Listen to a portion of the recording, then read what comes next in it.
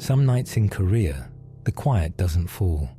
It gathers, like water in a basin. You don't hear the ghost at first. You hear absence, the held breath between a drip and the floor. If you've ever woken to the smell of a wet scalp, where no one stands, you already know what I'm about to say. The thing that followed me did not speak.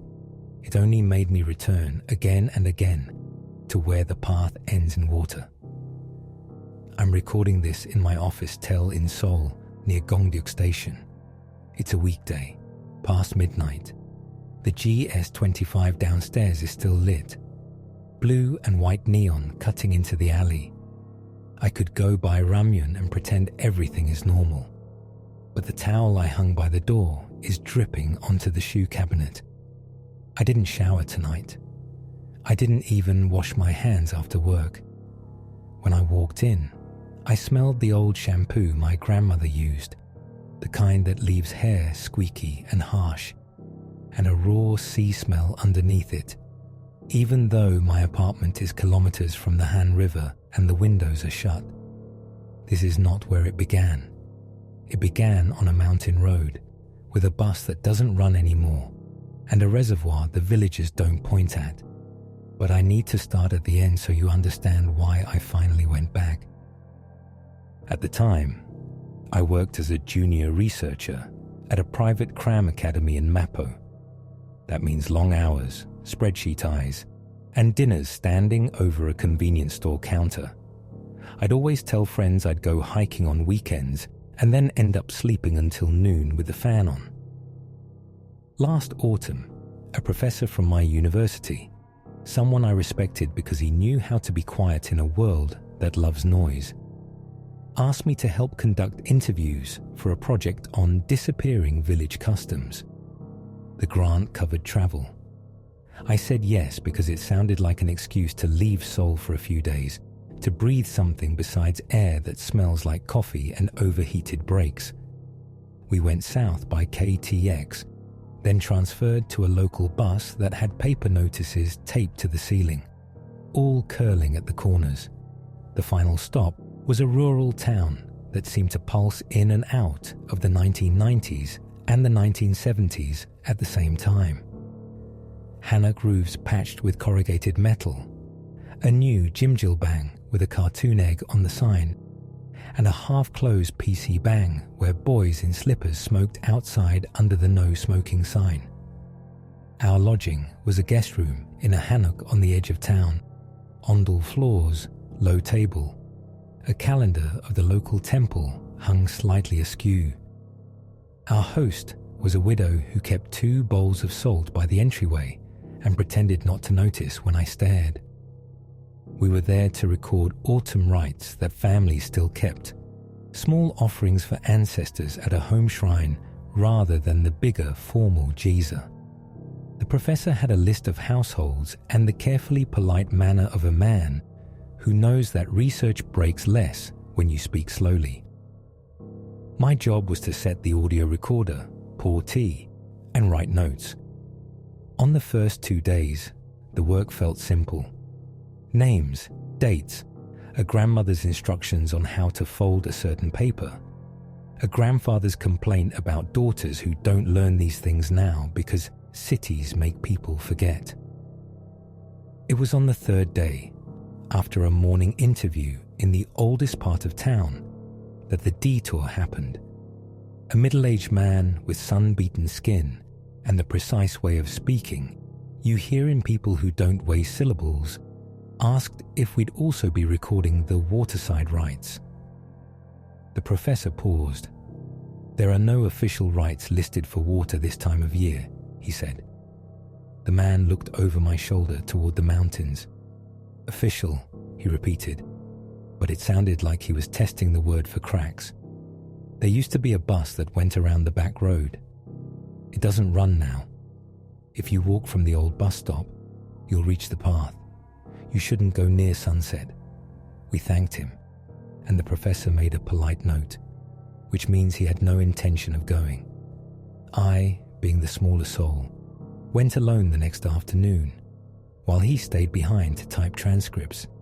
I told him I'd bring back titiok from the market. I didn't. The old bus stop was nothing more than a faded signpost and a bench with one slat missing. Behind it, a narrow asphalt strip curled toward the pine-covered ridge. There were acorns underfoot, and the sharp, bright smell of crushed needles when you step wrong. The path was not a hiking trail, not really. It was a maintenance road for the reservoir above, where the town's water used to come from. It was the kind of place you'd go to be alone, without telling yourself you were hiding.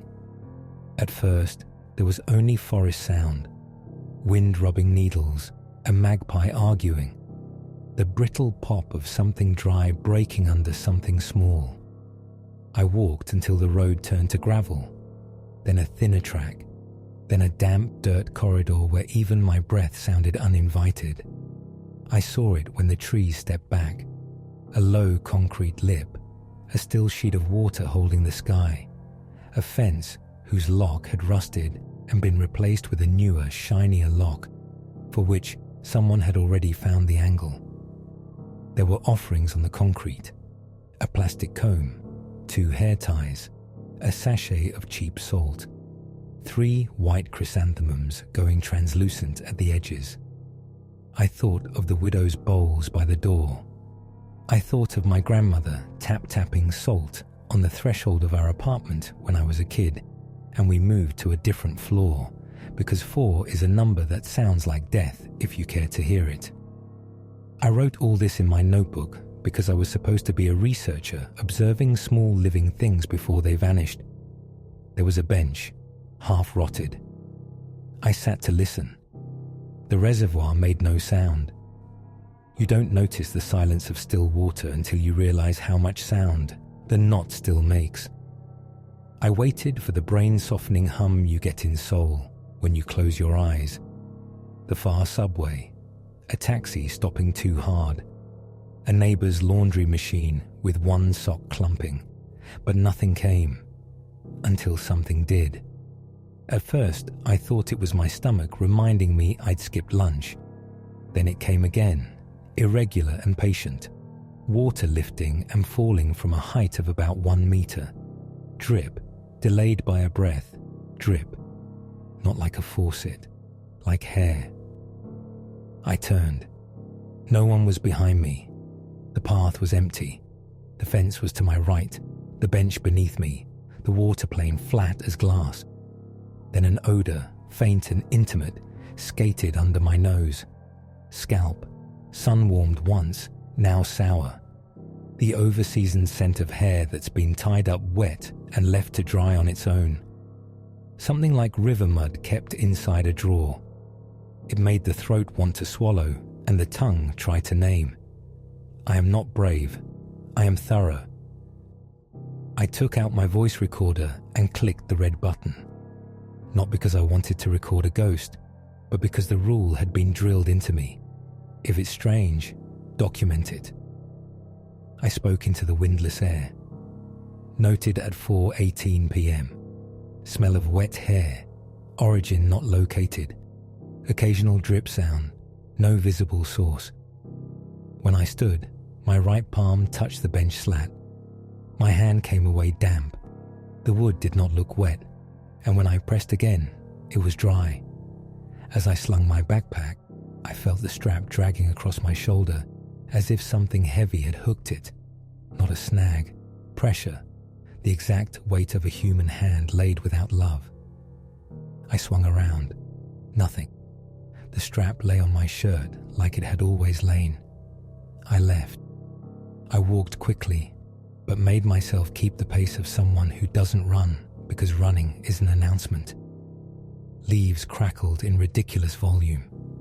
When the asphalt appeared, when the bench with the missing slat appeared, when the bus stop appeared, I breathed like I hadn't been doing it before.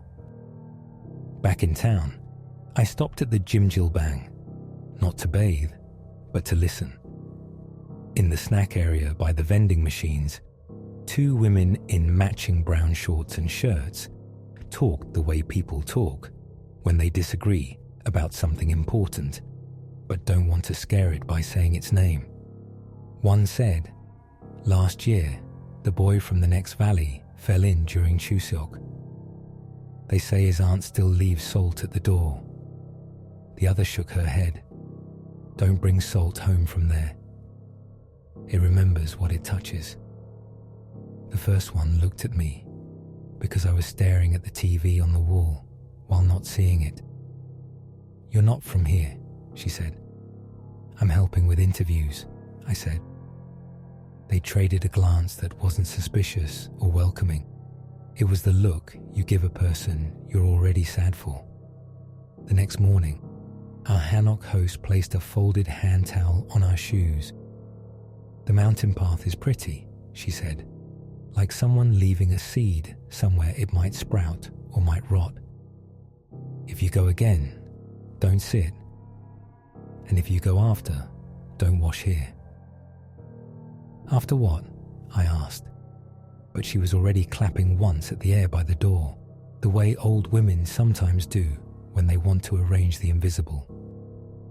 I went again, because people do the thing they're told not to, and then explain it later as research. This time, I arrived earlier. The offerings had changed. The comb had moved an inch. The salt sachet lay open as if pinched.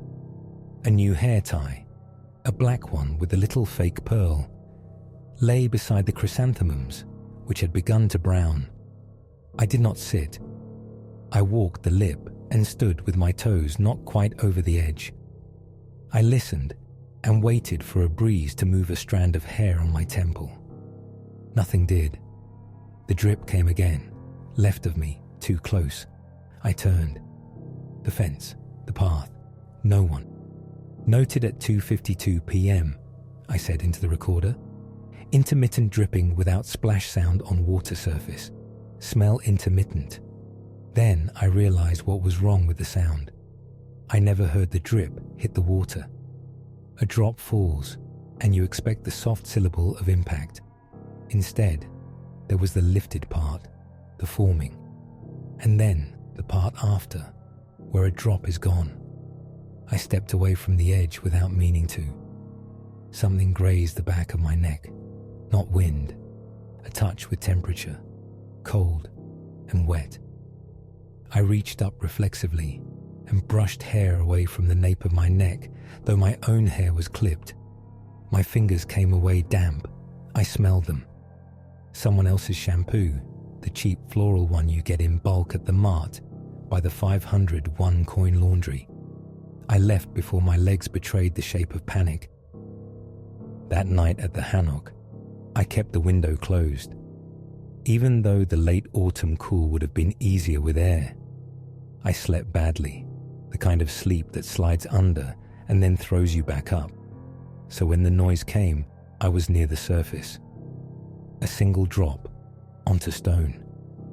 Not in the room, but not outside either, between. I kept still until I smelled scalp again, and then the deeper odor beneath it. Old water, still too long with something alive in it that wasn't fish. The smell walked from the entry to the room, slow and unhurried, like a person who knows the house better than you do. Ondol floors hold warmth, but I felt the heat pull through the quilt along a slow path, as if someone were dragging an Esser-shaped weight beside me. I knew then I had made a mistake by going back a second time, but it was a knowing without anger, the kind you feel when you realize you forgot to bow on a holiday, and someone remembered for you, and now you owe something. In the morning, the towel by the shoes was damp. The widow did not ask questions. She placed a new pinch of salt in the bowl and dusted the threshold with it. When I reached down to help, she slapped my hand lightly. "Not your salt," she said. "Yours hasn't learned our house." We had an interview scheduled with an elderly man who had once been the reservoir keeper. He'd retired when the newer waterworks came, but the keys to the old gate still hung by his kitchen calendar. He told us about a practice that wasn't a rite. Not exactly. More like an apology, given when you took what wasn't yours. People would leave small things at the lip, combs, elastics, once a veil from a bride who had cried too much before the wedding and worried her tears would call someone else to her new home. He said at first boys roughhoused, then men fished where they shouldn't, then a woman went to wash a blanket and didn't come back. They fenced it after that. Of course people went anyway. Of course they said later they'd only meant to look. He didn't say the word that everyone didn't say, but he said this: when you smell hair and no one is there, keep your head high. Don't bow, even if you think someone is standing close. If you bow, the water stands closer. The professor thanked him, and I felt what I always feel in these moments: gratitude mixed with the sense of having been given something that would cling whether or not I wanted it. I decided my last afternoon would be a normal one. I would buy yagua and tok from the market, send a photo to friends, write notes at the temple pavilion, and not go to the mountain. I almost succeeded. At dusk, I took the long way back to the hanok through the alley that ran behind the Jimjilbang. Steam drifted from a vent, carrying the clean mineral scent of hot water and the faint sweetness of 100 skin products. For a second, I felt safe, shielded by the ordinary sounds of a Tuesday evening. Flip-flops slapping tile, a boy whining that he'd lost his locker key, the front desk TV playing a newsreader with hair perfect enough to make you think the world was in order. Then the steam shifted. The scent changed the way a room changes when someone enters without touching anything. A new density, a new math to the air. I smelled shampoo again, cheap florals turning sour on old keratin. The steam thickened and ran along my neck. My body went still in the way prey animals freeze so they don't signal intention. I kept walking, a measured pace, through a pocket of vapor that was not as warm as it should have been. My cheek felt a strand of hair that wasn't mine draw itself across skin from jaw to ear, catching at the ear where it met cartilage. There are two truths that can exist at once. You can know you are alone, and you can know someone is standing with their mouth just behind your ear. I turned the corner into the brighter street, and then, this is the part I can't explain with any grace, the wet sound came from directly in front of me, as if something had crossed my path without moving its feet. Not a splash, not a drop hitting a surface. The sound a person makes when they climb out of a bath, water loosening from body in sheets and rope-like strands. I didn't run. I didn't have to. The sound moved past me and away toward the mountain road, and I followed, which is the second mistake that belongs to me alone. I want to tell you I was pulled. That would absolve me of the choice. But what really happened is simpler. I could not go. Some debts collect themselves. By the time I reached the old bus stop, the light had gone to that Korean evening color that is neither blue nor purple, but something nameless that feels like an apology for leaving. The path to the reservoir was darker under the pines. I could hear my own shoes. I could not hear anything else. The reservoir lay ahead as a flatness that refused to reflect. No moon yet, no insects. The fence glimmered with dew that hadn't formed. The offerings were there, comb, hair ties, salt, flowers that had given up the white part. The bench looked wrong and right. I did not sit. I stood with my back to the water because the old man's advice had glued itself to my bones. Don't bow. Keep your head high. The drip began, not where it had been before, but closer to the right side of my head, exactly at the height of a mouth, if someone were leaning from behind my shoulder. The smell came, scalp and water and the iron that lives in any body for as long as the body lives. The temperature sank in a narrow strip parallel to my spine. A weight eased itself onto my backpack straps as if testing the seam. In the polished black of the water, something appeared. Not a face, because the surface moved too slowly to make features, but a bruise of lighter darkness in which absence clustered into the idea of eyes. The thing about eyes is, you feel their geometry even if the elements are wrong. My mouth dried while the air got wetter. I said, because words are a rope to the normal world. Noted at dusk, approaching presence from rear right. Strong odor of wet hair. Sensation of weight on shoulder straps. Visual artifact on water surface suggesting the weight settled fully, like a head placed on a lover's shoulder after a long day, except the head was heavy with water, and the water had nowhere to go but down my back. The drop slid under my collar and zigzagged along skin like silverfish. I did not bow. I kept my head high, chin lifted, as if the world were asking if I was sure. There was a voice then, but even now I can't call it language. It was the sound of a bubble forming and not bursting. It was a question asked by pressure instead of vowels. Come, but not the way people invite. Come, the way an undertow requires. My knees softened. The bench's shadow swayed. The chrysanthemums shed a petal that didn't fall. It hung in humidity like a moth. The voice leaned closer. I smelled, beneath shampoo, the faintest trace of something fermented, a sweetness that had gone long past fruit into temple wine, into kimchi left shut too long, into anything that once was alive and insisted on reminding you. I said, not because I believed it would help, but because people rehearse things without knowing why. I don't belong to you. The water behind me creased, a line drawn toward the lip. Something cold splayed across the base of my skull, 5 pressures without fingers. My teeth hurt with the cold, like they do when ice touches a filling.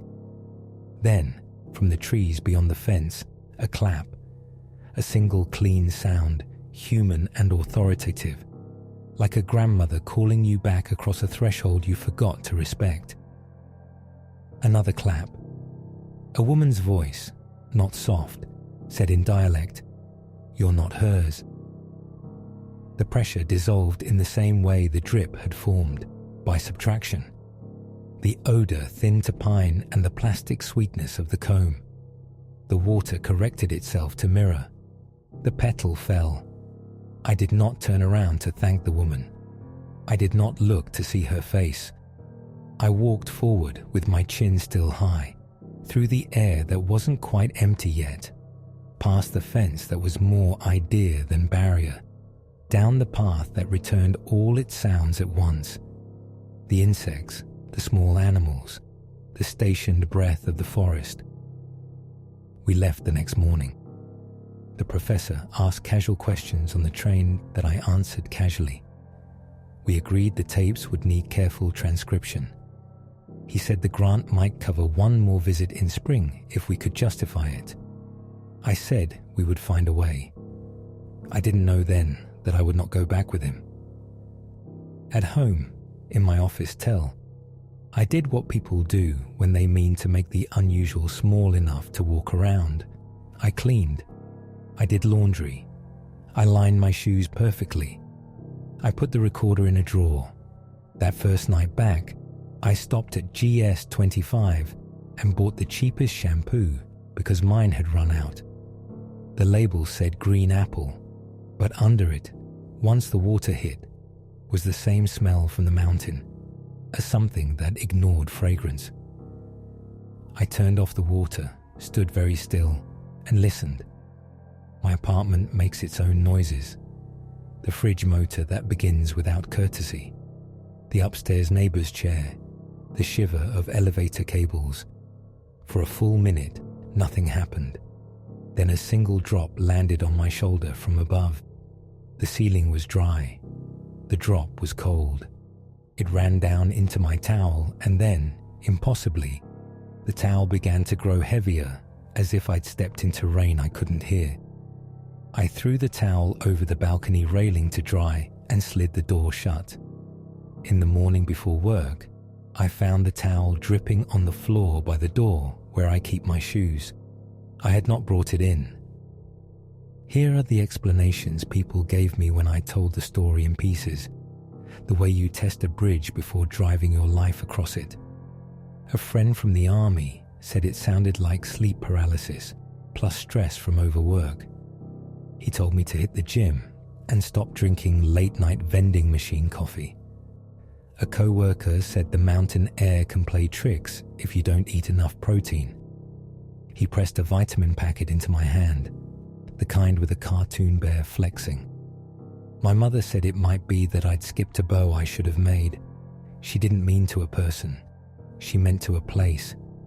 She asked what day it was on the lunar calendar when I went up. She asked whether I dreamt of shoes. In her world, dreams of shoes mean travel, but only if both are present and not mixed pairs. The widow from the Hanok, when I called to thank her properly, paused a long time.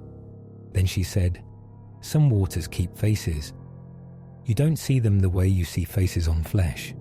You see them the way you see your own when you turn off the light and still know where you are." She told me to buy a new comb and throw it away on a bridge. "Any bridge," she said, but I heard the quotation marks around any. I did it. I bought a comb at the Daiso by Exit 7 and walked to the Mapo Bridge at an hour when couples clustered with coffee cups and people in office wear leaned into the guardrail as if it were a question. I held the comb in my hand until my palm warmed it and then dropped it into the Han, which is not the sea but is water, and that had to be enough. The towel still dripped that night, but less. The smell faded to memory that you can almost blame on a neighbor's detergent choice. I began to believe the rational version because I needed to sleep and because Monday doesn't wait for folklore. Then 2 weeks later, after my shift ended late because the new curriculum demanded a new spreadsheet, I walked home and saw wet footprints on the stairwell, small and bare, leading up from the street to my floor, skipping the fourth step each time like someone had learned to avoid death in a number. At my door, the last print stopped. I unlocked the door and knew before I turned on the light that the towel would be there, folded as if by a careful aunt and heavy with water that hadn't come from any pipe. The next morning, the professor texted me a link. The town announced a new fence for the reservoir, more cameras, a sign explaining fines. The article said a high school girl had gone missing after a study session at the PC Bang. It didn't say anything else. It didn't need to. There is a way the old beliefs sit underneath Korean daily life like ondal heat, unseen until you lay your whole body on the floor. We knock on wood. We don't write names in red. We avoid the fourth floor if we can. We tie red strings around wrists when babies are born. We buy salt and rice on the day we move and scatter a handful by the door before we bring the couch in. Ask a modern person, and they will laugh gently. Watch that same person on the day something goes wrong, and you will see their hand reach for the old instruction before their mind decides. There are water places in this country that hold on to what the living bring. The offerings are always small because large sacrifices make too much story and invite retaliation. So people bring hair things, devices for taming what keeps growing after we die. They bring salt because salt remembers better than people do. They bring flowers because flowers know both sides of arrival. No one says the word. Saying it is like offering a chair. I moved the towel out of my apartment. I left it at the coin laundry under the bridge, in the bin where people sometimes leave things that might serve someone else. The bin was empty the next day. I wanted to believe someone had taken it because it was a good towel. A month later, while transferring at Il Giro 3 Gar, I stood on the platform and felt a strand of hair, not mine, trace the line between ear and neck. I bent to tie my shoe so I could leave my head high.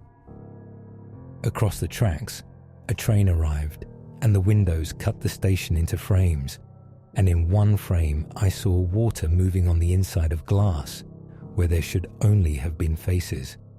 Not a flood, not a leak. A slow sheet sliding down a cheek that was not weeping.